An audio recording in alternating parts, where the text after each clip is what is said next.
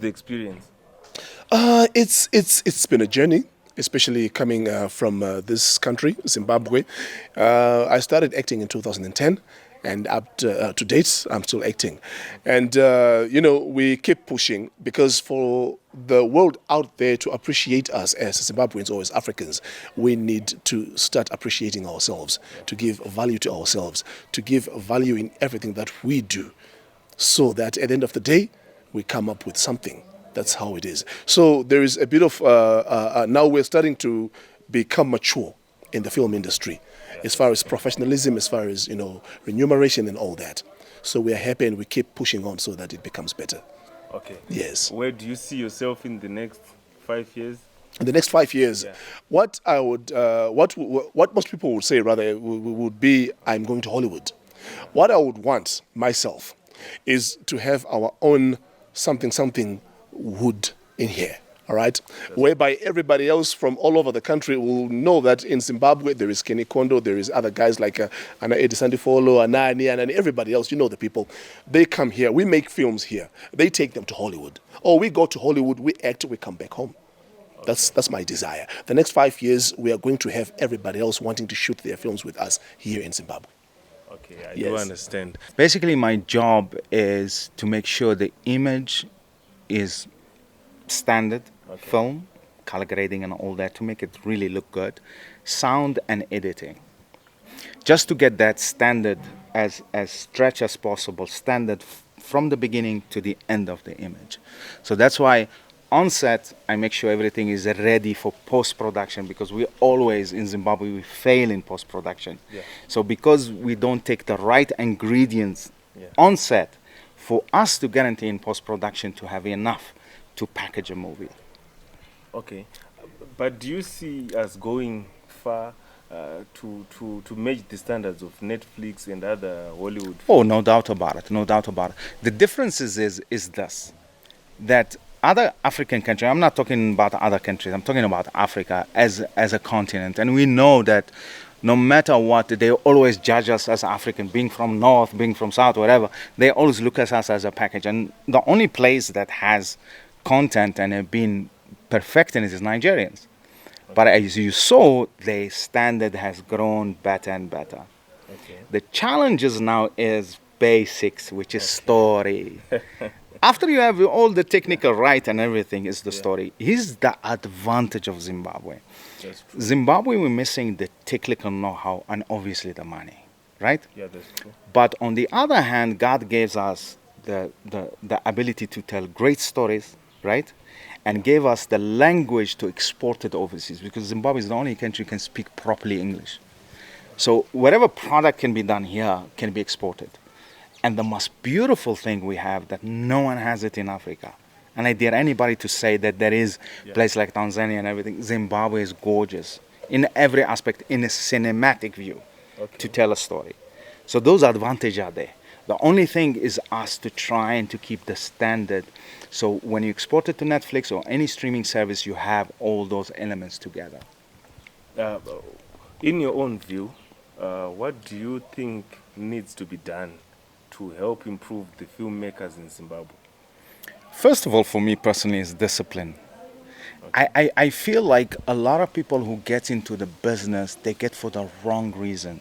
They get for fame, they get for the wrong reason. And it's a business. There is discipline. When you are on set, everything is, because you see, even if I have, let's say, $5,000 a day, and I'm not smart and I don't get the scenes, I will finish the day spending $5,000 and I will see what footage I'm getting. It doesn't make sense. That's true. Why? Because I didn't have the right discipline on set to get the value of $5,000 or $2. So we need to keep that. And most of them, because we're not regulated, there is not some sort of guidelines to keep us together. The only keep us together is our education, how we want things to be done properly, and we don't forget that time is money. So when you get on set, people spend a lot of time taking pictures, social media and everything. Discipline has to be there. We are here to shoot a film. Yeah, on your own perspective, what's your view on social media? What do you call them? Those short films, skits. You see, okay, Yeah. there is different market for different things. Just take Hollywood as a reference. Hollywood gone worse for the last 10 years. Literally, we're spending more money in a movie and getting movie that anyone can criticize it because it didn't bring the value of storytelling. Why? Because they pick up old story and refurbish them and refurbish them and refurbish. They don't want to give a chance to African stories. They don't want to give a chance to indigenous story from South America because they know if they are more powerful, they will eat anything they've done before. So it's a recycling business they have. Yeah. That's it. The advantage they have, the machine of marketing, is massive, right? So Yeah. they know how to market a movie. They know how to put it in the face of everybody. Now, the advantage we're having now than before is that streaming is changing the game. Yeah. Yeah. And if you notice, the best value that Netflix got is from that Korean series. Yeah, that's true. How come a Korean series do better than anything else? Is that not a sign for us in Africa to do great stories? Yeah, it's a sign. But we're lacking the discipline, the technical know-how, and I think the investment. Let's talk about the money side. I think the challenges of the money side is that, and sometimes I get angry with people who got money and never invest in film. But at the same time, I look at it and saying, if I have $1 million, for example, and I give it to a production, it's very hard for me to guarantee what I put money is what I'm getting value. So who's going to jump first? So they're going to say this, okay, I'm a foreigner. I come to Zimbabwe and I help the film industry. I'll say, what's the top movie in Zimbabwe? Yeah. Then I'll say, I will not put money in the business. But that's not that's unfair to the actors and everything, because what people do not understand that the actors do not make the movie. I'm sorry to say. Yeah. We do make the movie. Yeah, that's The producers, the directors, they are the one who crafting. They are in the front as a media to promote the movie, right? Their performance is very important, but what makes the actor up is the DP to make them look good, sound, and all those elements, makeup and all that. So the army behind them, what makes them stars, right? Yeah. So if that infrastructure is not being professional, like I said, blah, blah, blah, things will shake. The good news is that looking at from 2012 to now, there is a new generation that's coming in. We are the old generation. Yeah. Me, I'm lucky to be between rolling film, Yes. and digital film. Yeah. And I managed to transition. You guys have a chance to be properly starting with something new. Yeah, that's true. And you have the possibility to put your content, if it's amazing, to blow up worldwide. The only thing you need to make sure of, how would the foreigner or Chinese and everything see an African story with its glamour, with its beauty? So then they notice, I never seen something like that. Yeah. Then he will deep dive hardly into the story. Racism will be taken aside. You're saying, look, this guy I feel, even ethnically is different than me. Yeah. I feel what he feels. Yeah. We have to understand that. That's not about you being looking good and famous, and it's about the story. And we always, even on set here, Yeah. we put the ego aside and we say, if someone feel that he's got something to say that makes sense, we are listening to it in order to make the movie better. Yeah. How are you? Hi, how are you? Are you sad or yeah? I don't know right now.